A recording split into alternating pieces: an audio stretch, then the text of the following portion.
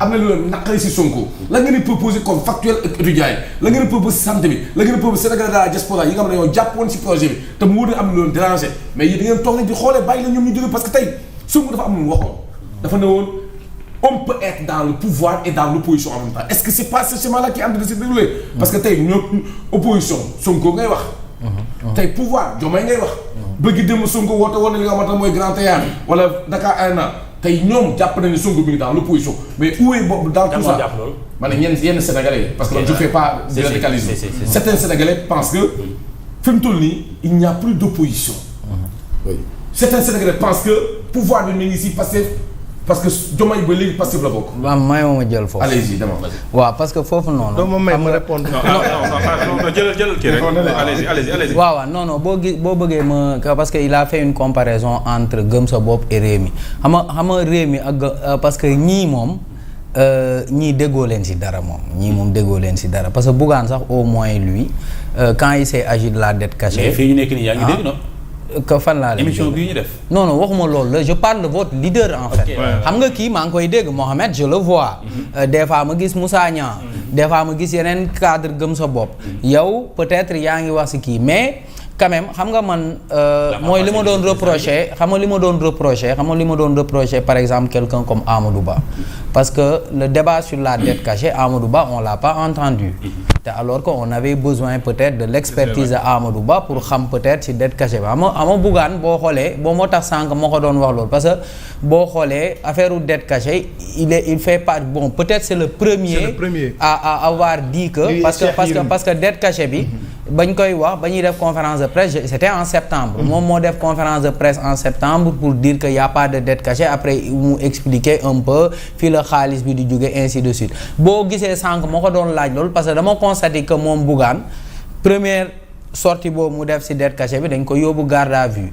après mu dem au niveau de Bakel tamit ñu jàppaat ko bon tëj nañ ko fa xaw ma ñaata jours moo sax ma ne est-ce que Bougane aussi est-ce que xawul reculer tuuti parce que quand même parce que ce qu'on attend de l'opposition aujourd'hui mooy que l'opposition contribue au débat public te on a l'impression que à part aujourd'hui Thierno Alassane Sall Bougane Pape Djibril Fall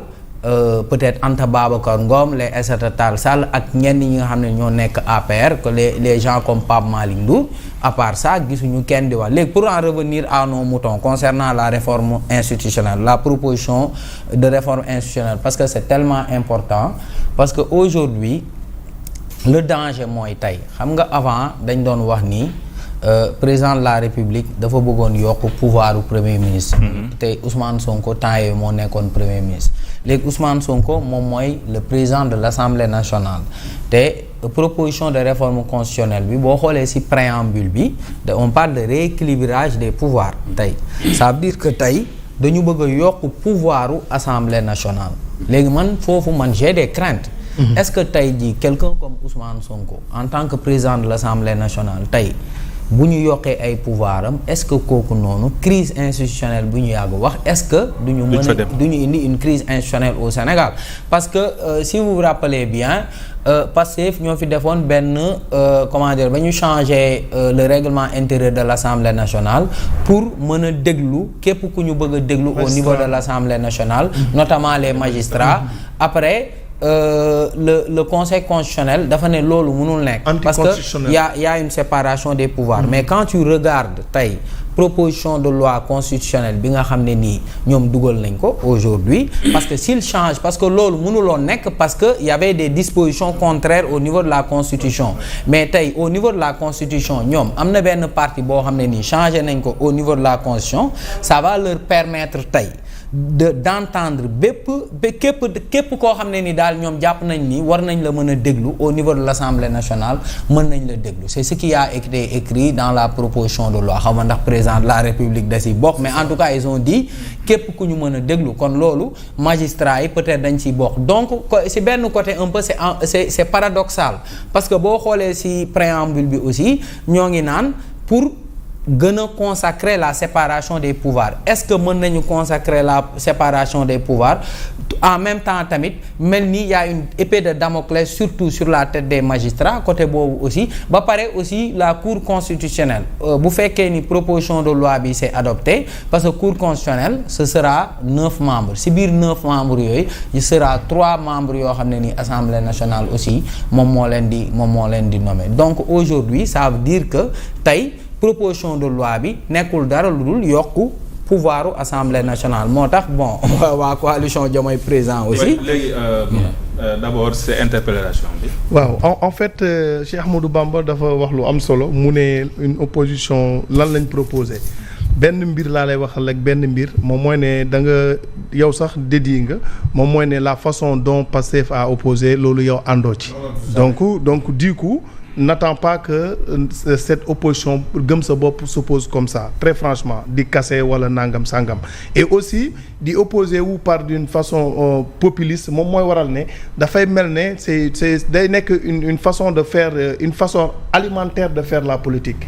populisme mooy waral noonu soo jotee pouvoir par du populisme daf lay exiger à chaque fois ngay jox les gens d'autres choses yu nga xam ne da nga leen di alimenter moo ñu indi ci dette cachée bi moo ñu indi ci pas mal de balivernes pas mal de gros mots pas mal de kii parce que il faut nga nourrir ces gens et dire ce qu'on a proposé soo demee tey nga jël gëm sa bopp à l'égard de son leader qu'est-ce qu'il a proposé mais récemment gis nga ñu honorer le président Bougane Gueye Dany par la ceinture Baby Bloom mais loolu soo waxee l'aspect santé ku mën a dem à un tropisme international mondial di extérioriser yow doo clinicien doo médecin mais sa ingéniosité permettre na la nga dem ci benn spectre mondial proposer fa quelque chose pour développer la santé qui est la mère de tout développement nga ñëw bañ accepter la ci donc kooku amoo problème pour proposer nga ñëw mais kan mooy wax tey développement d'un pays sans pour autant nga wax les champions intérieurs qui est plus champion que Bougane Gueye Dany dans ce pays qui la personne bi nga xam ne bañ ne Pastef ba mu yéeg au pouvoir lu mu waxoon il n'a pas payé ses impôts suñu yéegee yëpp ay taxaw mais tey la gën a jolli tey la ñuy wax ne Bougane implanté na beneen Sen TV Sénégambie moo nga Mauritanie moo nga Afrique du Sud moo nga Ghana donc loolu moom mooy champion intérieur on peut pas développer un pays et sans passer de ces champions. Okay. Et aussi c'est la seule personne man bi ma gis nga tu l'accompagnes muy dem vers les agriculteurs traditionnels parce que suñuy wax dañuy am souveraineté alimentaire doo dépendre sur des agriculteurs traditionnels ñooñu moom nu mu koy defee laa gëm tu les accompagnes pour que ñoom ñu proliférer ñoom seen kii de vie quotidienne améliorer leur vie quotidienne et pour cette agriculture industrielle nga protéger les champions nga protéger nos industries pour que ñu amener cette agriculture là